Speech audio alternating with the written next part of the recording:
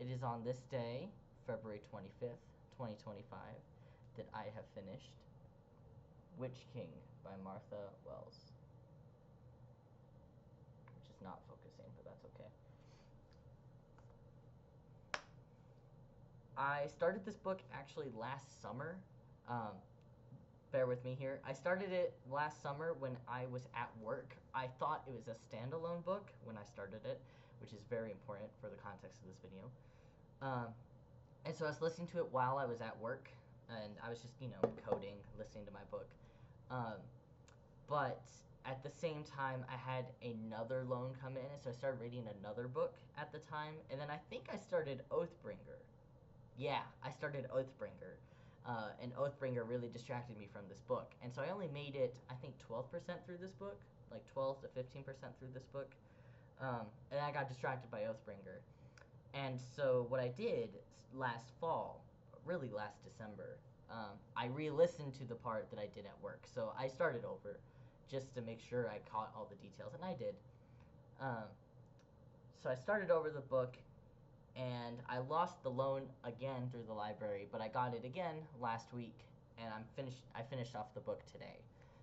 So this book has kind of been weaving in and out of my life a few times here, and that can definitely affect my opinion. I think more significantly, though, the two important things to contextualize what I'll say in non-spoilers and spoilers for this video are, one, this is my first Martha Wells book. I've not read any other Martha Wells books. And two, I thought this was a standalone, but the sequel has now been announced. So, keep those in mind throughout this video.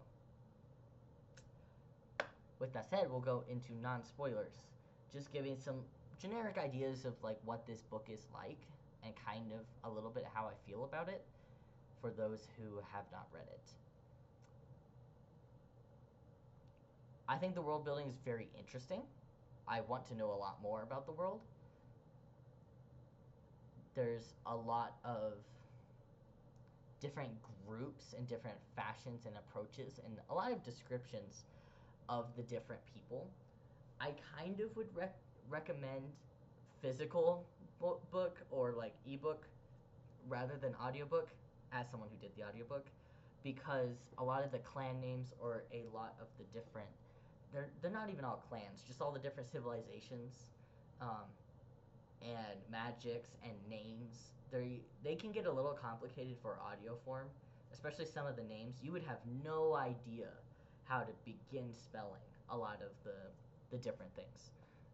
So this is a book that I actually would recommend just for ease of keeping track of information. I re-listened to a lot of chapters in this book. Like a lot. I think I added another 2 to 3 hours to my read because I had to re-listen to stuff to understand what was happening. So that's my personal recommendation. I think the narrator's great. I really do. It's not a matter of the narrator. It's just a matter of tracking information. It's a little hard to do with this book.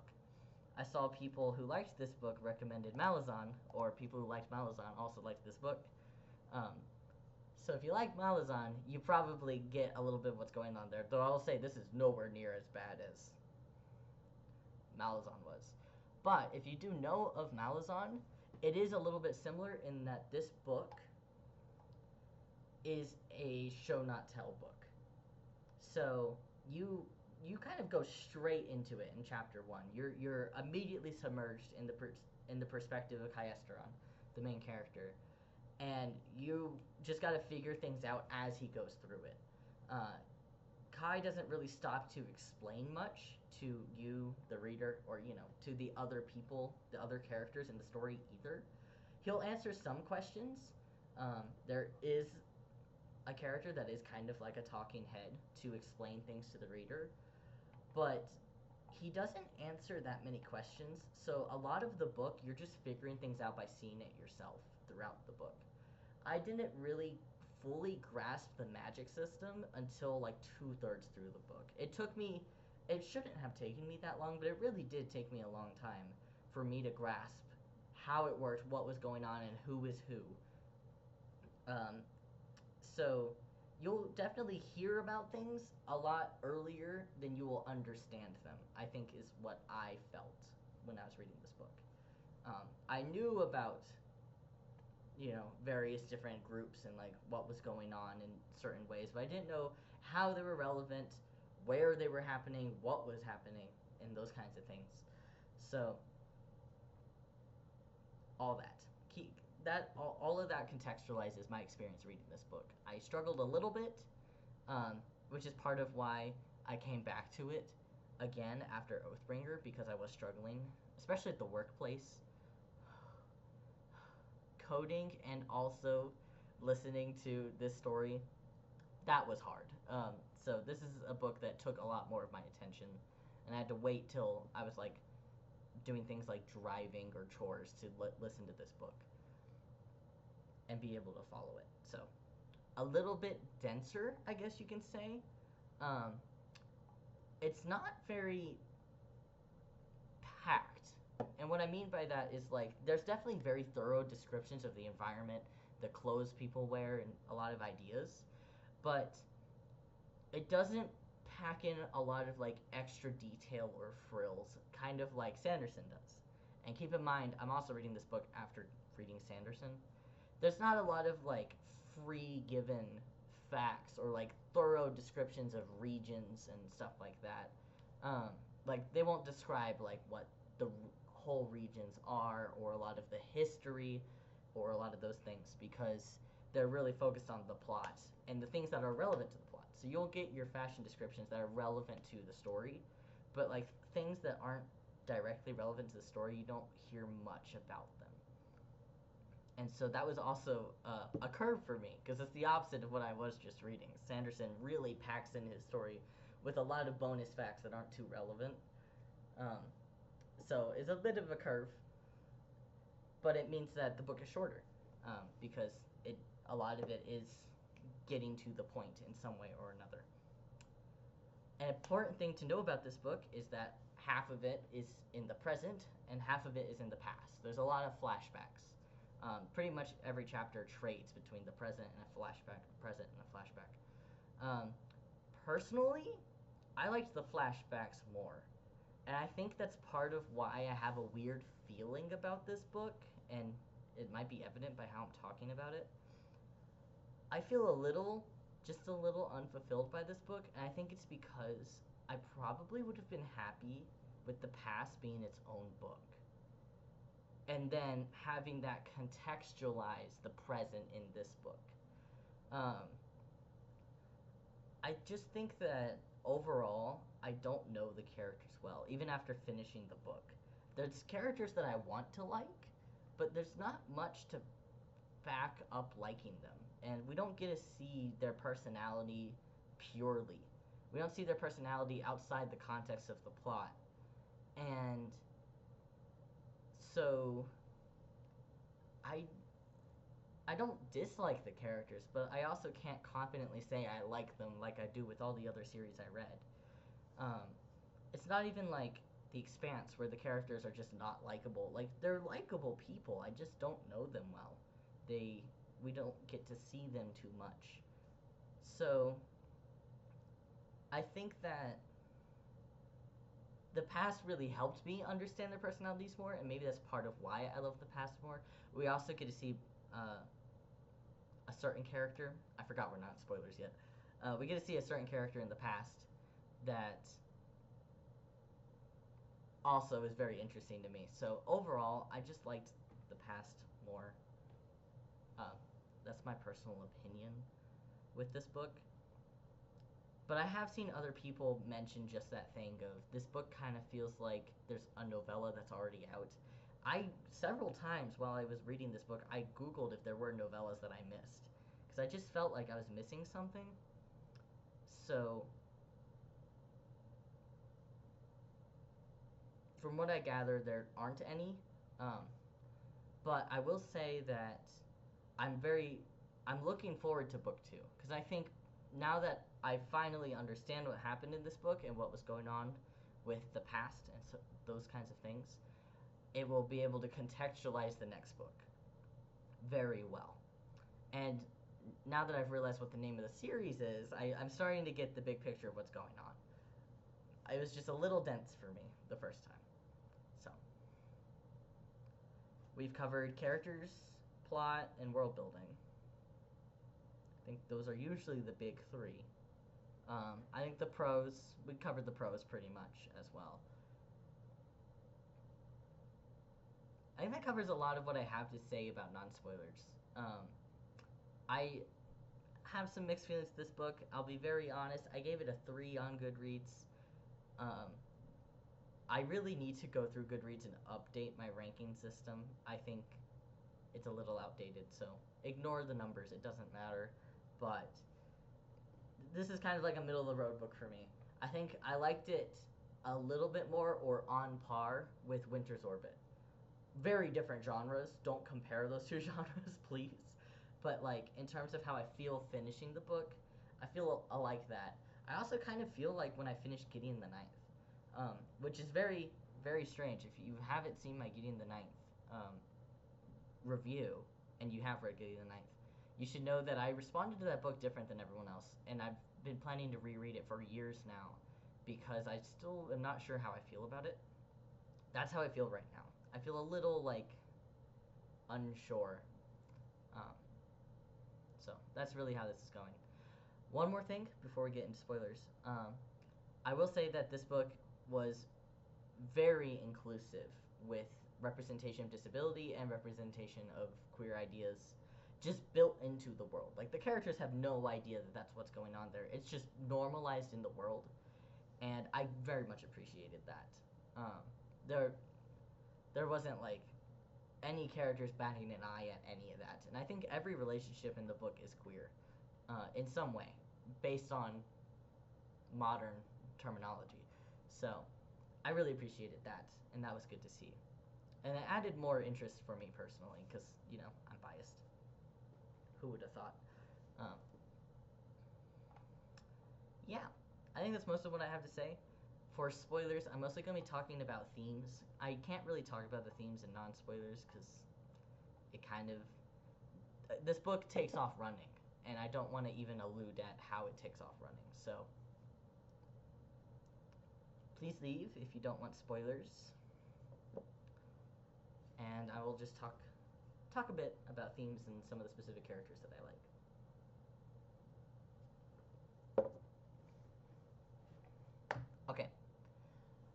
Bashasa was probably my favorite character, which is part of the problem, because Bashasa is mostly in the past, in fact, almost entirely in the past. He's a very interesting character to me. I think his characterization reveals a lot about the other characters, the world building, the environment, and Kai. It really, he brought out a lot of the past and a lot of the interesting moments and nuances for the main characters and their plots. And he is the one who got the main characters together. So that was probably my favorite thing in the book, is all of Bashasa's scenes. And I think that's kind of ironic, because that's not what the book is really about. We'll get to what the overall themes are, but Bashasa is a character that isn't alive in the present. He's not doing much in the present. He's barely mentioned in the present, usually in reference to Kai's old relationship, when we don't even see their relationship really flourish in the past, which I was a little sad about. I was looking forward to that, and it never came. So that was a little sad for me. We get to see it developing, but you don't see what happened. And as far as I know, again, I reread several chapters several times. I don't think we know what happened to him. I was looking for, like, how did he die, and I could not find any information on that. So maybe it's in the early chapters and I missed it, or we don't know. I'm not sure. There's definitely a lot of information I did miss. And I will say it was also confusing, because there's Bashasa, but there's also Bashat, and I'm kind of struggling with who was who. Some names got confusing after a while because they sounded similar. So there were a few confusing things there, but overall, I love I love all of Bashasa's scenes. I love seeing Kai introduced to him, and how Bashasa just immediately is just willing to touch Kai without batting an eye, unlike most of the other humans. And you can see how that really made a connection, not just between him and Kai, but Kai and the world. And that really started Kai's found family. And that's really one of the big themes of this book is found family. He's willing to sacrifice himself and his pain and all these other things to be able to take care of the people around him, because he has watched and witnessed a lot of genocide due to the hierarchs, and so he cares a lot about his family, because he's lost an entire family. He lost the Sereti clan, pretty much his whole society, and thus he really cares about the people around him. So I think that's really the big thing of the book is the found family and Kai's loss or potential loss regarding the people around him. And they're trying to find Tara, who is Zidi's wife, and Zidi is Kaiestron's friend. So it's also we have to save her partner. This is not going well. I feel, going back to what I said in non-spoilers, if we knew Tara and Zidi when we started the book, I'd be a lot more worried about Tara being stolen, or Tara being locked in a cage somewhere and whatnot. But you don't really know Taran, particularly in a friends with Kai sense, until the last third of the book, maybe the last fourth of the book. In a particular flashback, that's when Tara officially becomes kind of friends with Zidi and Kai. So I think on a reread, I think this book would be a lot more substantial to me than the first time. That was not where I was going with that thought when I started it, but that is where I ended it. Let me try to bring it back together.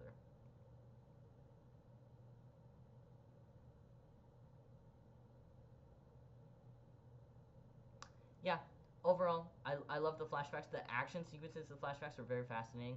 I had no idea what was going to really happen in the flashbacks. I knew, and to some degree or another, that Kai escapes and the other characters get out. I don't know how. I don't know what they did. And they talk about the fall of the hierarchs, but they never established if it's the fall of the hierarchs or a hierarch or what's going on there. And that also wasn't clear for quite a while, honestly. But the sequence where you see Kai try to save the brother and also kill all the different hierarchs and their officials was very, very interesting, and I really liked the flood intention. I still don't quite understand how intentions work. I realize they're fueled on pain, I get that, but I don't know where the water was coming from and how it kept going. There's just a few details that I'm still a little lost on, and that's why I almost feel like there's a novella or something to help me explain or help me understand these things just a little bit better. I feel I've got it most of the way down, but I feel like I'm missing part of it. I'm just not quite grasping it. In terms of the present, a lot of my favorite sequences were when they were at the place that they flooded. I don't know why. I've been struggling to remember the name for a few hours now. It's kind of driving me a little crazy here. Summer Halls? It's it's some generic word and then halls. But I like when they're in the halls and they're trying to find different relics and investigate it, and then a lot of shit goes down in the halls. That was very interesting to me. We find out that Ramad was a spy all along. I wasn't too surprised because the book kept implying that it would happen, and so I was I'm gonna guess it's gonna happen. And it kind of did. He's kind of a side spy though. It wasn't too big in the main plot, honestly. He didn't have that substantial an impact, but in the end, Kai still just leaves him and says, "Bye, no more." Which fair, but he's just kind of a side character.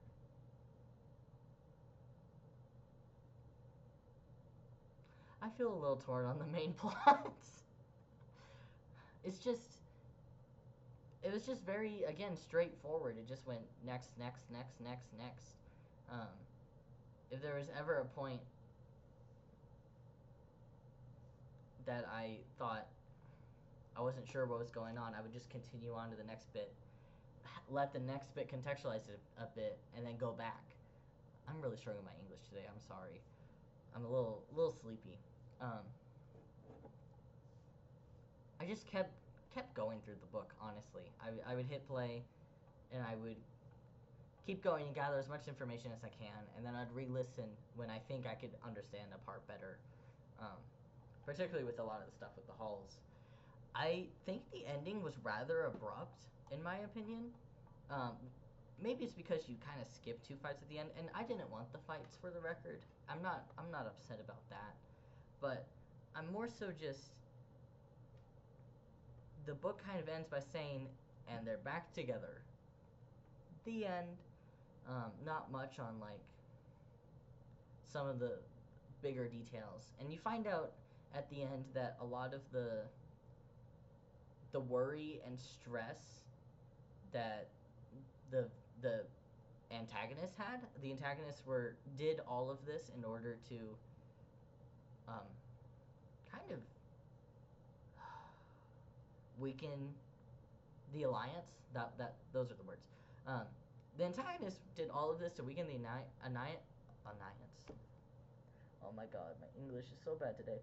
The alliance, and Kai just reveals towards the end of the book that that wasn't going to happen. They were all already figured out several years before. And so kind of in a way at the end of the book, Kai kind of shows that all of it was pointless and it was really just about finding his family member. Well, found family member, you know what I mean. And the actual like plot that we thought was going on really wasn't that important. So it's interesting. I also still feel a little confused about how the demon world works and why they don't care. I think the last time we saw the demon world was way earlier in the book, like chapter 4, like 3 or 4. And you don't really see them again until one of the reveals later where there's another demon that stole a body just like Kai. That's a whole separate story. I'm ignoring that. The demons really don't care that much in that one chapter, which I've reread it 3 times, so I feel like I remember it kind of decently well, but people just didn't like Kai, and I understand why they don't like Kai now because of the backstory, but they still just didn't have much care or regard, and I kind of wonder just what they do in society, and if they still participate in it like they did when they're part of the Serenity clan. Now that they're no longer part of the Serenity clan, do they just stay in the Underearth and not care about anything, or are they doing their own things? Like I'm a little confused about that, and I'm also a little confused, or I guess more so I'm wondering how used to the world. Oh wow, that's not grammatically correct. Is the world used to demons like Kai? Because it seems like a lot of them have a lot of myths about Kai, but also it seems like Kai just is willing to show his face anywhere without like being too secretive, except for when he's being chased by people. So I feel a little uncertain on how used to the blessed and the hierarchs and what's the name of the hierarch spellcasters? There's a specific word for them. Expositors. The expositors and the demons. We don't really get to see them in normal society much. We see them like on a ship journey. We see them in these old abandoned ruins. We see them on this one island / land that they fly to. I don't even know what it is, honestly. I don't know where that was or what was going on there. They go to this abandoned city for the most part. So we don't see a lot of these people in general society. I'm also still wondering if there's much general society left. The book expounds on how much the hierarchs has taken out whole civilizations, and I don't know if I really have a grasp of how much is left. Maybe I just need a map of like this is what's going on, this is how much has been taken, and like these are the people who are allied. That would probably help a lot. I think a lot of these things could again fall to a second book, which is why I wanted to say that I thought I read this as a standalone, which is why the fact that there's a second book really changes a lot of these things, because a lot of these questions can be answered or a lot of this context can still be given, but I read it thinking that this is all we're gonna know, you know?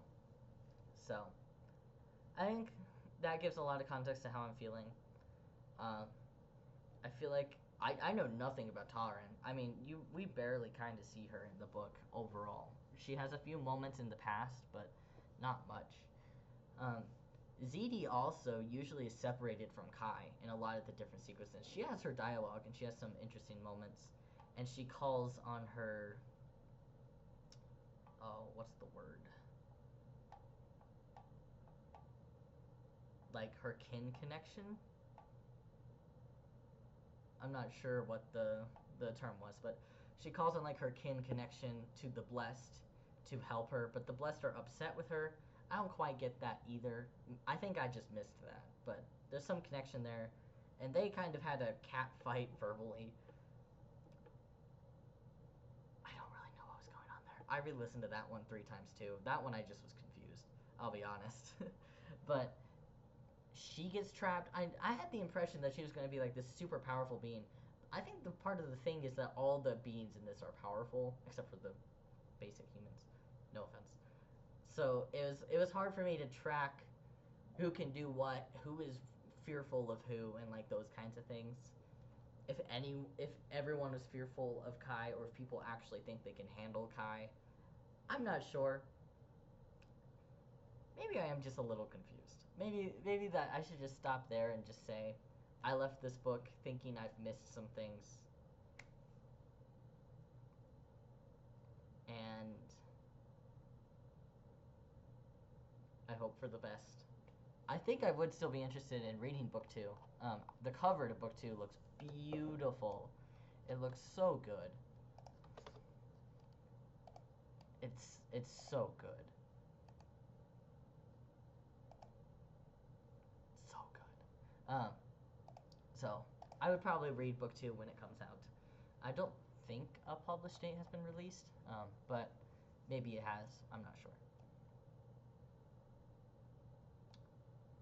I think that's it for spoilers, so we'll get into what's new and what's next. I don't have anything new. However, I do have what is next. I will probably be finishing this in the next few days, so keep an eye out. But at the same time of reading this book, I have also been reading Tress of the Emerald Sea. Beautiful. Beautiful book. Huge fan. I'm about halfway right now, but I can easily get further than halfway. Easily. Just you wait. I'm going to finish my midterm and then I'm going to start picking up the pace. This book is beautiful. I can tell you right now, before we even do the book review, I love this book. I love this book in a way I've not loved any other book that I know of. And so that will be a very interesting video, because I'm going to talk about how this book is a whole new category for me, or a whole new genre for me, that I've never actually had the joy of experiencing myself. So, huge fan of this book.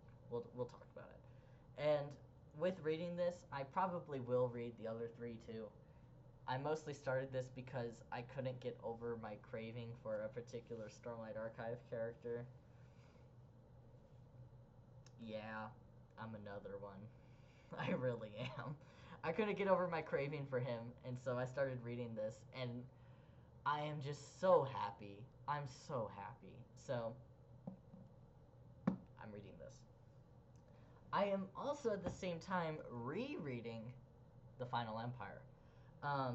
My friend is on Well of Ascension, and I told him that I would try to help him by reading along with him. And so I'm trying to catch up with him, because he's already on the second book, so I'm trying to reread the first book and I've made a decent amount of damage. I've been reading every word too, by the way. I've not been skimming. I am like properly rereading Mistborn. So that's also interesting. I have to say, I missed some of these characters. I really did. As soon as I saw Breeze and Ham, I was like, oh, I miss them. So, I'm doing a reread of Mistborn as well. I will tell you what comes next when I do my Trust of the Emerald Sea review. I'll probably have a plan when I get there, but we'll see when I get there. That's all I got. Hope you have a good one, and I'll see you all in the next week, I suspect. Bye-bye.